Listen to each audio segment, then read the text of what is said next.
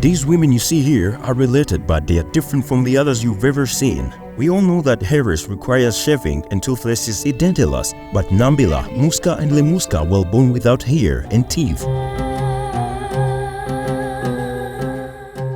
I have been making documentaries for so many years, but moving straight to Kenya always brings the best experience in my life. When I'm in this country, I always prepare to hear things my ears have never heard and see things my eyes have never seen. They live on the shores of Lake Turkana in the smallest ethnic group in Kenya known as El Molo. It's no longer a big problem for them that they don't have hair and teeth because they have accepted as a part of who they are. My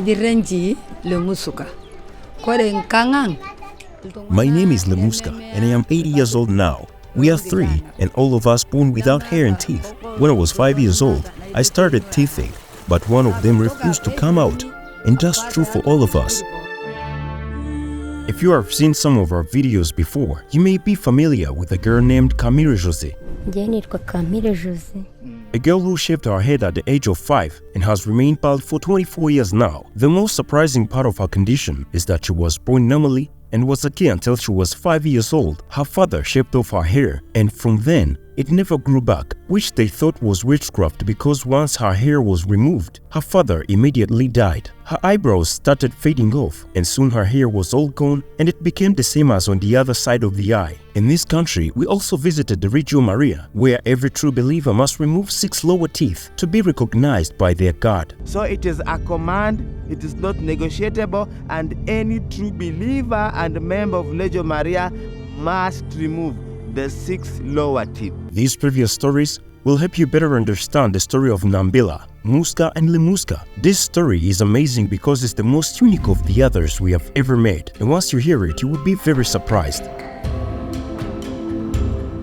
Let's head back to Kenya, where we took a very long journey from Nairobi straight to the Lake Turkana, and this is their home. They come from a small community known as the El Molo tribe, which is the smallest ethnic group you'll find in Kenya. They are located in a village on the southeast shore of the Lake Turkana, not far from the town of Loyangani, only about 10 kilometers away. In their community, there are approximately 300 people. This is where this family lives, and they are also included in this tribe. But before I tell you about these toothless and hairless sisters, I will tell you a little bit about this tribe because it is also very amazing.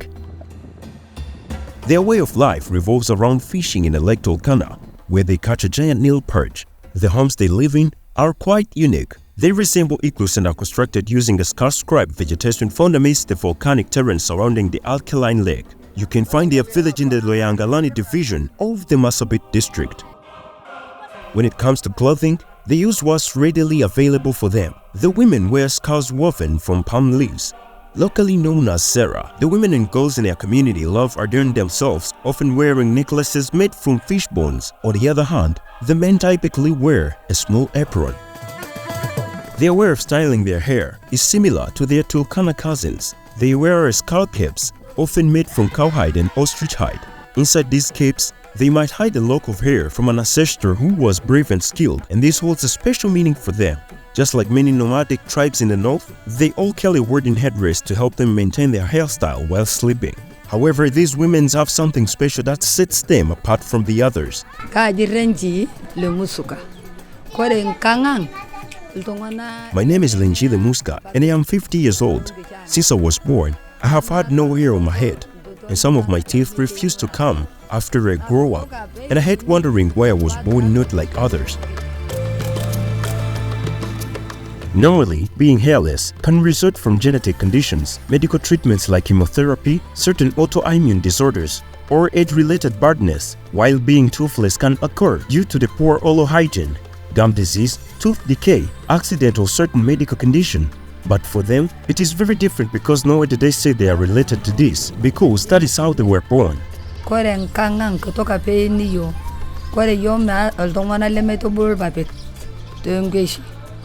They found that they were the only ones in their family without hair, and when they looked at their friends, they realized that they didn't look the same because they had hair. That is when they started asking their parents, and they answered that they were born that way. It's special in their family, and it was not their choice. When other people shaved their hair, it grew back, but they are always shaved, and that's how God created them. They accepted it the way it is.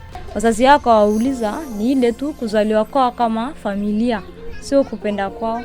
Sasa kila mtu kuna boma yake, lakini hata kwa hiyo maboma yao hata wanaanza jitoa tu, mtu amejifunga mtoto na hana nywele ya kuisha. Ni kama inheritance ya familia yao.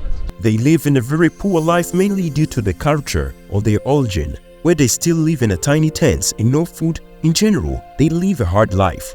The Molo tribe has some customs like circumcision for both girls and boys, and they learn this from the Maasai people. When girls get married, they are circumcised on the same day. Like many other communities in Kenya, they have a wedding ceremonies too. When a boy and girls are going to get married, their parents talk about it and discuss dowry. The dowry is given in the form of palm logs, harpoons for fishing, and a net made from palm string. The groom gives a new name to the bride. Now, the Molo tribe is open to marrying people from the Turkana and Samburu communities. After the wedding ceremony, the women take care of house, cooking, and other things at home, while the men are responsible for fishing and hunting for food. Religion is important to the Molo people. They have a special place that's called Rotoside, where they pray. This site have been important to them for a very long time, and they consider it holy ground because of the special strings they built there for their prayers. Looking at their appearance, postures, and styles, it's hard to tell if they're women or men, plus they don't have hair. It's like a test, but it's pretty good to see how they love each other. These women came from large families, but they are not the only ones who are found to have this problem. When they used to look at their friends, they started to realizing that they are not the same, because others have their teeth and hair. My name is Lambila Nakapana, And I'm 7 years old. We are all born without hair and teeth. When I grew up, I realized that we were all the same as our parent, but then we moved on with our lives. These confident sisters did not get discouraged. They preferred to accept the way they were born, and that was not their choice. For them to accept who they are is to live a life of love, and togetherness is a key. Now every one of them has her own home, and their children are also hairless and toothless, maybe apparently because of the family chain.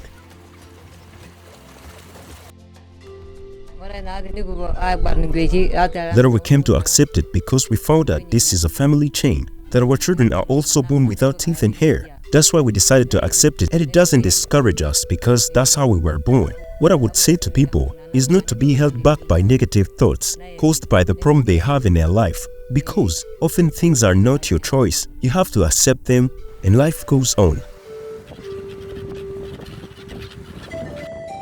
They show us no matter what challenges life throws at us, accepting our lives and each other and living with love and togetherness is the key to a happy life. They teach us that it's okay to be different because it's what makes each of us unique. In the journey of life, some are born with challenges that test their spirit, but they prove that strength comes not from the appearance, but from within.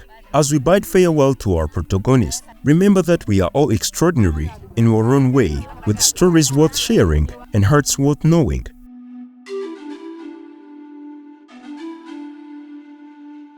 I am Shema the Voice, and this is Afrimax English.